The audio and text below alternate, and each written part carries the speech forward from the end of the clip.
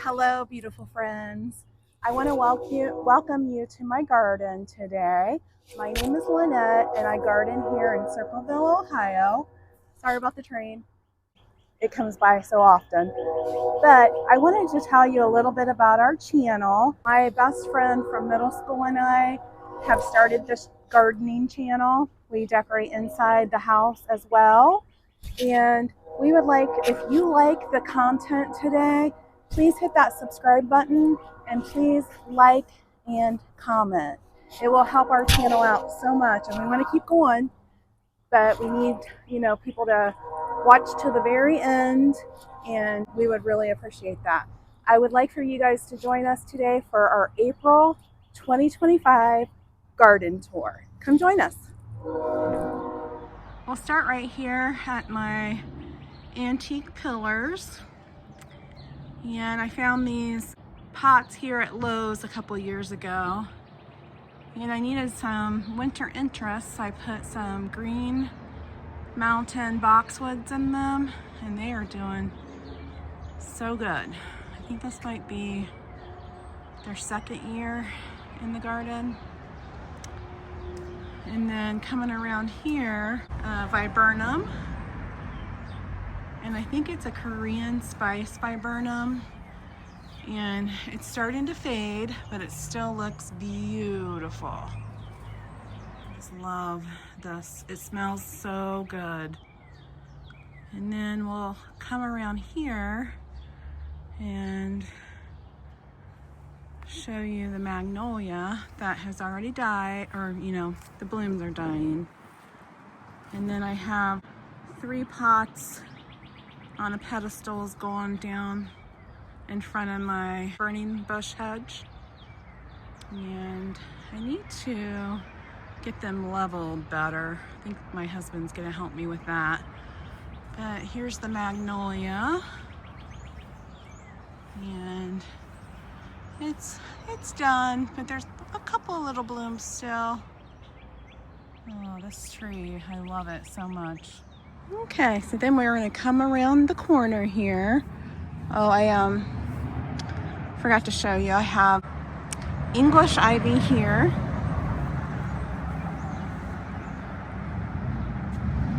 And this is kind of the side yard. And then I have an incredible hydrangea there, and a macrophalia, big mop head hydrangea there. And this is English ivy. And then up on the wall, coming down this way, is a Boston ivy.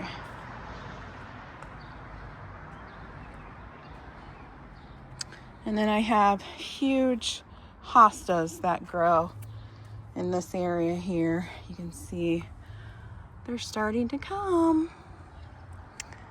Then it brings us over to my perennial bed. And then on this side, I have butterfly bushes flanking the window. And then up the trellis here, I have a really pretty rose, and I don't really know the name of it. It's like kind of a salmon colored rose. And then I hope everybody has this pile of stuff here.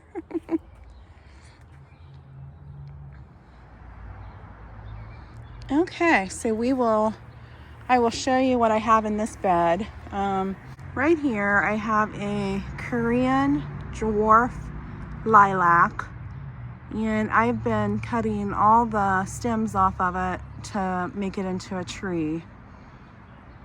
And it's doing really, really good. It started off probably only about a foot or so tall, and it's grown great for me.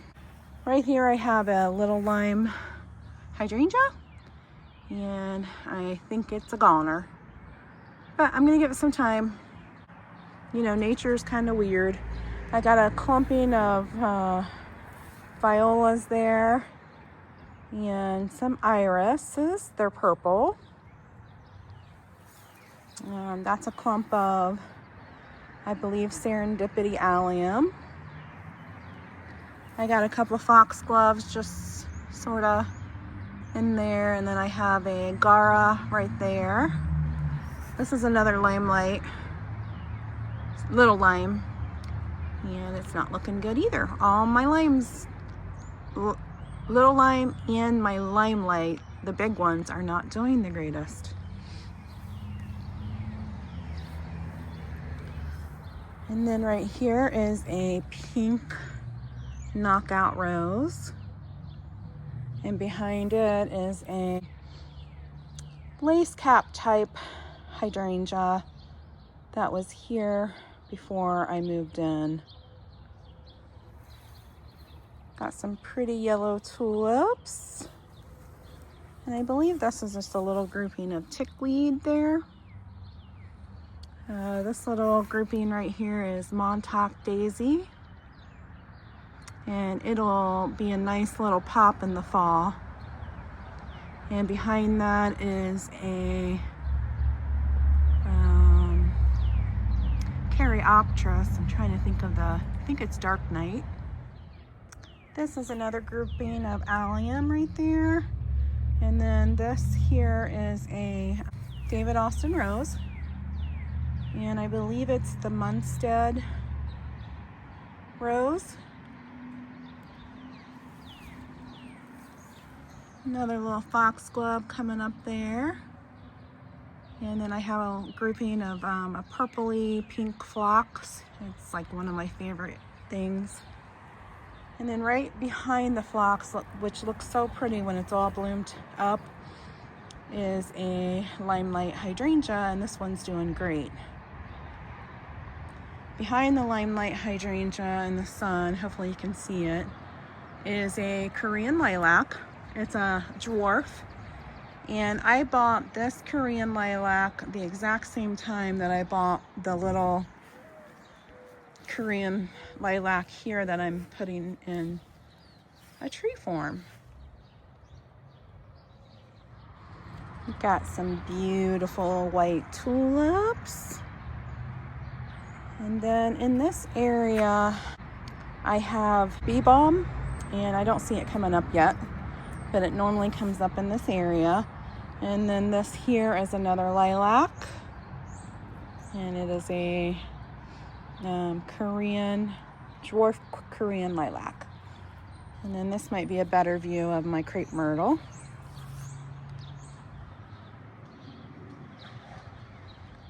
And then as we keep going around, in this area here, I'll have bee balm, and then I'll have a clump of, kind of a hedge of Shasta daisies. If you can see, I have English ivy growing everywhere in this bed. And then I have little larkspur here coming up. This here is a little devil nine bark. And I'm not real sure. I need to probably prune this a little bit, but I need to look up how to do that. And then this brings us around to our seating area, which I got to do a lot of cleanup on. I'm going to have a power washing day. And it brings us over here to the fountain garden. And if you watched my video not too long ago, I just did a really good prune on these 6 incredibles that flank the fountain. And man, as soon as I pruned them, they started going crazy, and they're looking fabulous. And then what my plan is on the outside of this bed here, I want a rectangle of yews, and these are the dense formous yews.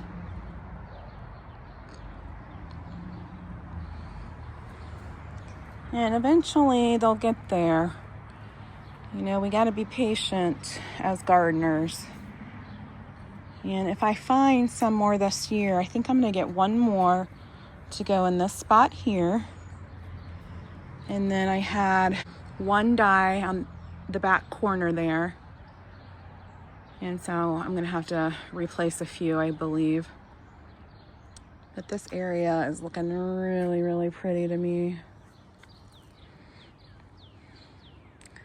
And then it brings us over here to my redbud tree. I believe this is an eastern redbud. Okay, now I wanted to show you my little, these are winter gem boxwoods, and I have them in a formal round hedge. In the middle is a white phantom hydrangea tree. And in the center, I have Russian sage, which you really can't see because of the tulips. I also have pink perfusion salvia.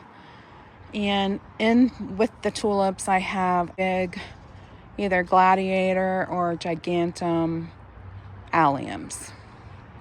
And then that'll lead us over to my rose arch.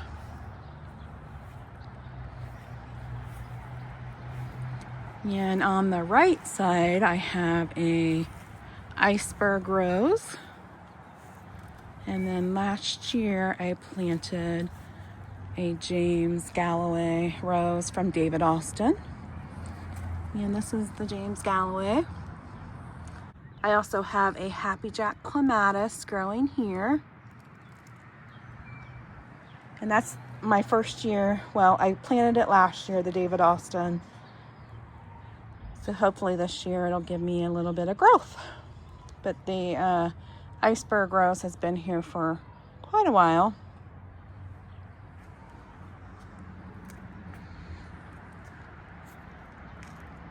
And then this takes me over what I call my shade garden. I'll go through here. And when we moved in, this bench was left here. It was kind of hidden in different sections. I don't think it really goes together, but I love it. I'll show you the sides. Isn't that just so pretty? And it was heavy. It took 3 guys, my brother, my nephew, and my husband, to move this bench. Okay, coming around the redbud tree is our carriage house here. And our home was built in 1842. And, you know, we use this for storage in our garage, basically. And then we do have another border here of dense yews. In my shade garden, I have a climbing hydrangea there. And then last year, I bought this table off Facebook Marketplace, and I found the mirror on Amazon, and I am loving it. A mirror in the garden. And then I have hostas in here. This here is a Sum and Substance hosta there. This is an Annabelle hydrangea. I have Pachysandra as my ground cover. And then we have some bleeding hearts there. And this clump right here is everything of garden phlox. And that clump there in the back, I just transferred from another bed. I actually divided. It's a yellow coneflower. And I'm just gonna try it in this area and see what happens. And then I do have lamium as a ground cover going, you know, through here. I believe I bought these last year, and I think they're foam flower. They should have white spikes coming up off of them. And I have another one right there. Hostas. More bleeding hearts. A big thing of bleeding hearts there. Look how pretty that one's looking. Aww. The hearts. And then here on this little trellis here is a flame honeysuckle. And I kind of have a piece of wire going from that to the mirror. So I'm hoping like some things will attach and kind of go over to the mirror a little bit. Right here is another Annabelle hydrangea, which is fabulous. It comes back for me every year looking amazing. I have another macrophylla hydrangea there, and another clump of Montauk daisy there. I think there's some sedum over there. Okay, and this brings me over to my statue garden. And Steve, my husband, found me this last year. It's actually an iron tree skirt. And then I just put a candlestick in the middle and put a pot on top. So that'll be fun to get that all planted up. And I can't wait to get my power washer out. When I get a nice warm day, I'll do my power washing. And it's so funny, when I'm out here power washing, I don't go in for the entire day because I'm dirty from head to toe. So in this bed here, right at the beginning, I have a peony there, a bunch of foxgloves in this garden. These little flowers here are larkspur. I believe that's either a veronica or a salvia. I'm not quite sure. And then this tall bush here is a holly tree. And then that's also a 9-bark there, the brown looking bush. I'm hoping you guys can see this. I can't really tell. And then I have a macrophylla hydrangea there. And then in front of that hydrangea, I have another little clump of veronica. And I'll show you guys this year, but it's like one of my favorite views of the garden, which seems weird, but it's just so pretty. And then as we come around, I have this border. I either have salvia or veronica going, back and forth, and I'm not sure which is which. And then this is just a little heuchera here, coral bell. And then these guys right here are a money plant, and they are gorgeous. They don't look that great. I don't love the leaves. They are so pretty. Peony right there in the little obelisk. And then behind that I have a white phantom hydrangea tree. And then in front of the hydrangea tree I have a pink knockout rose. Groups of sedum here and there. Tulips, foxgloves, more of the money plant, and then I got a grouping of alliums there in the back. You can see one of them ready to shoot up. That big mess right there is going to eventually be gorgeous. It's a white autumn clematis.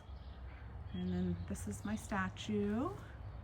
And then on the arch here I have an Eden climbing rose.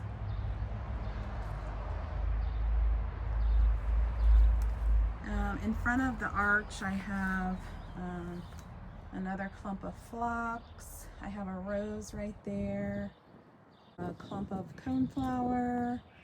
I have some Shasta daisies back there. I have more foxgloves. I'm trying to think what that is. I'm not 100% sure what that is. And then a Montauk daisy here. More larkspur, salvia, and then I have a little poppy growing there. Came back for me from last year.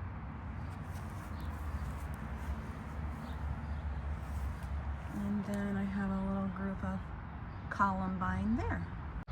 Okay, and on this side here I have a pink diamond hydrangea standard. And below it is another grouping of like English ivy, foxgloves, some salvia. I think that's my mint that's growing. Behind it I have another little grouping of coneflower. And then we come around the corner here, I have another limelight hydrangea that's doing fabulous. A couple of my limelight hydrangeas in the front yard are not budding up at all, so I'm getting a little worried. I got sedum. I think that's some more salvia. And then this right here is the biggest hosta, you guys. It's so big. And in my garage, I just have flanking 2 pots with some faux evergreens in them. And I'll put some annuals in there. And then here's another shot of our carriage house. Okay, this monstrosity here is sort of a mess, but it is a brick. I don't know if you can see the brick back there underneath all the ivy, but it's like a brick, big brick planter. And I guess the people that lived here before us used this as their compost pile. And so anything that I put in here does fabulous. And then I have a pile of rocks here that I need to figure out what I'm gonna do with those. This view is coming from the road. I just wanted to give you this view. It's the carriage house with our house sort of in the background. And here's my raised beds that I need to work on. And my tulips that aren't doing very good. And then I have a Claire Austin rose growing on this obelisk here, and I just painted it the green color. And I'm sort of loving that green color.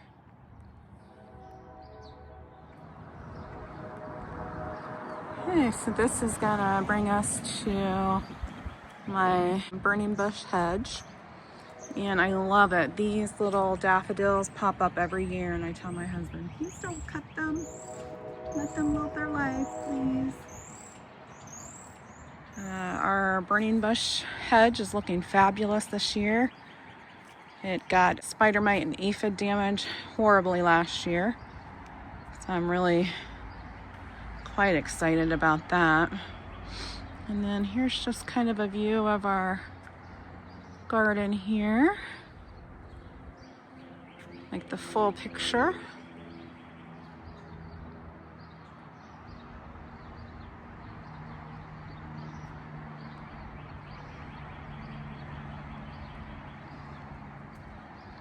Everything is greening up so well. It looks so fresh and beautiful.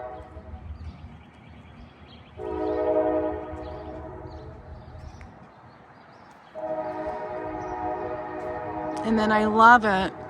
Sorry about the train. I love it. I have these just growing. They're just naturalizing like crazy, violas or pansies, and they are all over underneath here. And we just let them live their best life. That brings us back around the corner here.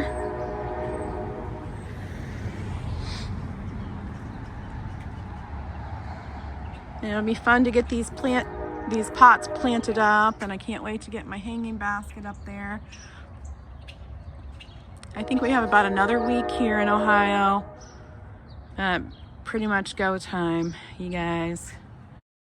Well, you guys, I hope you enjoyed our April 2025 garden tour. And, you know, we're just growing. This is April, so things are just starting to shoot up a little bit. My goal is to do an April, May, you know, once a month garden tour for you guys. So you guys go get out in your garden and find your passion today. Thank you. Hit the subscribe button.